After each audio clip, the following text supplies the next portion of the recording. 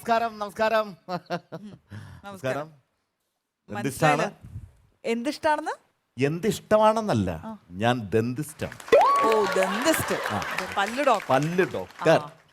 ആ, പക്ഷേ പല്ല് ഡോക്ടർക്ക് ഈ കോമഡി മസാലയിൽ എന്താണ് കാര്യം? നല്ല മണ്ടൻ ചോദ്യം. ഈ കോമഡി ഇവിടെ അവതരിപ്പിക്കുന്ന ചിരിക്കുന്നതാരാ? ഓഡിയൻസ്. ഓഡിയൻസ്, ജനങ്ങൾ. ആ, അവരിഷ്ടപ്പെട്ട് കഴിഞ്ഞാൽ പല്ല് കാണിച്ച് ചിരിക്കും. ശരിക്കും. ഈ പല്ല് സംരക്ഷിക്കേണ്ട ഉത്തരവാദിത്വം ആർക്കാ?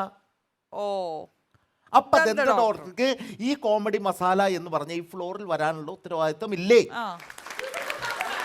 ഞാൻ അത്രേ ചോദിച്ചുള്ളൂ. ഉല്ലാസ് പന്തളം, ഹരിശ്രീ മാർട്ടി, പല്ലിനൊക്കെ സുഖം തന്നെയല്ലേ? പല്ലിന് ദൈവം സഹായിച്ച ഒരു കുരുവില്ല, സന്തോഷം. കുഴപ്പമൊന്നുമില്ല, സുഖമായിട്ടിരിക്കുന്നു. ആ, ഡോക്ടർ വീട്ടിൽ വന്ന് പല്ലെടുക്കുവോ? മുമ്പെടുക്കുമായിരുന്നു, ഇപ്പൊ അങ്ങനെ ഇങ്ങനെ എടുക്കാറില്ല. അതെന്ത് പറ്റി? അത് വേറൊന്നുമല്ല, ഹോസ്പിറ്റലില് ഒരുപാട് തിരക്കുള്ള സമയത്ത് സുഖമായിട്ട് കിടന്നുറങ്ങരുത്. അല്ല, ഭയങ്കര തിരക്കോടെ ഞാൻ രോഗികളെ ശുശ്രൂഷിക്കുന്ന സമയത്ത് പെട്ടെന്നൊരു കോൾ, അമ്മമ്മയ്ക്ക് സുഖമില്ല, പല്ലെടുത്തേ പറ്റുള്ളൂ, പെട്ടെന്ന് അർജന്റായിട്ട് ഡോക്ടർ വരണമെന്ന്. അത്ര തിരക്കുള്ളതായിട്ട് ഒരു അമ്മമ്മയുടെ കാര്യമല്ലേ എന്ന് കരുതിയിട്ട് ഞാൻ നേരെ അവിടെ ചെന്ന്, എവിടെ അമ്മമ്മ, എവിടെ പല്ലെവിടെ, പെട്ടെന്ന് ക്ലിയർ ചെയ്യൂ പറഞ്ഞു. കിണറ്റിലാണ്. അയ്യോ, അമ്മൂമ്മ കിണറ്റിൽ വീണോ? അമ്മുമ്മ കിണറ്റി വീണതല്ല, അമ്മുമ്മയുടെ സെറ്റ് പല്ല് കിണറ്റി വീണെന്ന് എന്റെ അടുത്ത് അതെടുത്തു കൊടുക്കാനാ പറഞ്ഞു. ഓ, അത് ശരി. കിണറ്റിലിറങ്ങി പല്ലെടുക്കാൻ. ഞാൻ കിണറു പണിക്കാരനാണോ? രൂപം കണ്ട് ഏകദേശം ഓക്കെയാണ്. അതെ, ഒരു കാര്യം ചെയ്, കൂടെ പോരെ, പണിക്ക് പോരെ. എന്നെക്കാട്ടി നല്ല ടോണുണ്ട് ഫേസിൽ. അല്ല, ഞാൻ ഈ ദന്ത ഡോക്ടറാന്ന് പറഞ്ഞു നടന്നില്ലല്ലോ. പറഞ്ഞു നടക്കില്ല, ആ കോട്ട് കണ്ടില്ലേ? കോട്ടിട്ട എല്ലാവരും ഡോക്ടറാവും. ഡോക്ടർ ആവുന്നല്ല, ഞാൻ ആരുടെ സത്യമായിട്ട്, എന്റെ ദൈവത്തിനാണ്, അമ്മയാണ് സത്യം, ഞാൻ ഡോക്ടറാണ്. അപ്പൊ നിങ്ങൾ ഡോക്ടറാണ്, ഉറപ്പാണ്? ആ, ഉറപ്പാണ്. അല്ല, ഇവര് ആർട്ടിസ്റ്റുകളാണ്, മനസ്സിലായില്ലേ? എനിക്കറിയാം ഉല്ലാസ് പന്തള, ഹരിശ്രീ മാർട്ടി, ഇവരൊക്കെ അറിയാം.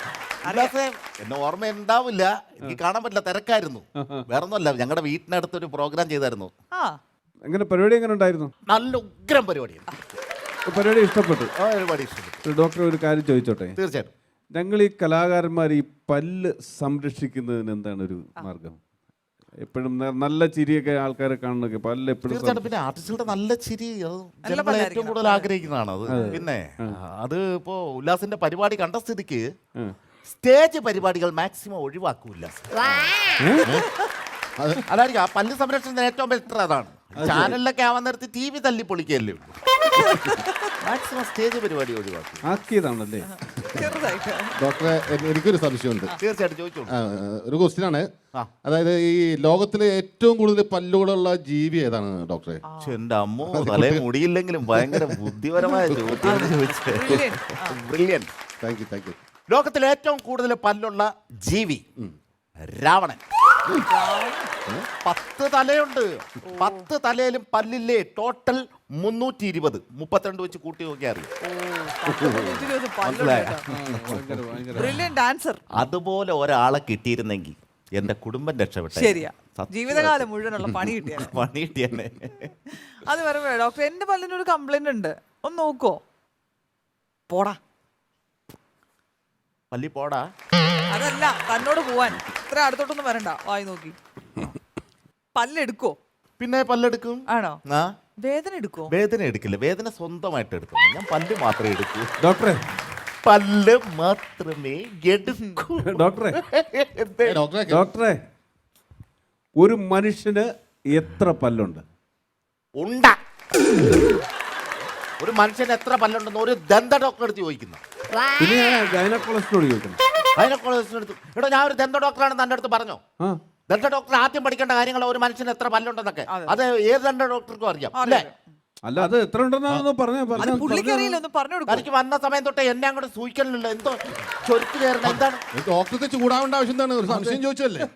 ആവശ്യമില്ലാത്ത കാര്യം പറഞ്ഞാൽ 64 പല്ല് ഞാൻ അടിച്ച് തകർത്ത് കളയും. എത്ര പല്ല്? 64 പല്ല് ഞാൻ തകർത്ത്.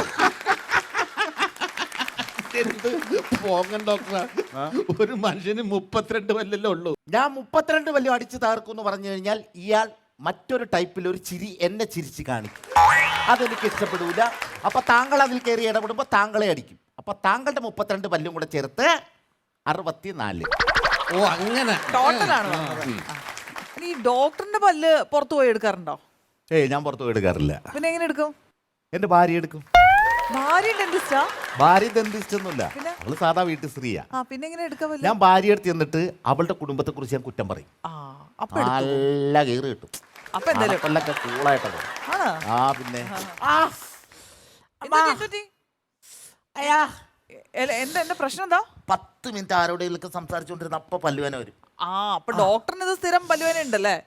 ഇപ്പൊ എന്താ ചെയ്യാൻ പോണേ? വേറെ ഏതെങ്കിലും ഡോക്ടറെ കൊണ്ട് കാണിച്ച് പല്ലെടുക്കണം. എന്റെ ആവശ്യമുണ്ടോ? ഡോക്ടർ ഇത്ര വലിയ ഡെന്റിസ്റ്റ് ആയിട്ട് ഡോക്ടർ തന്നെ എടുത്താ പോരെ?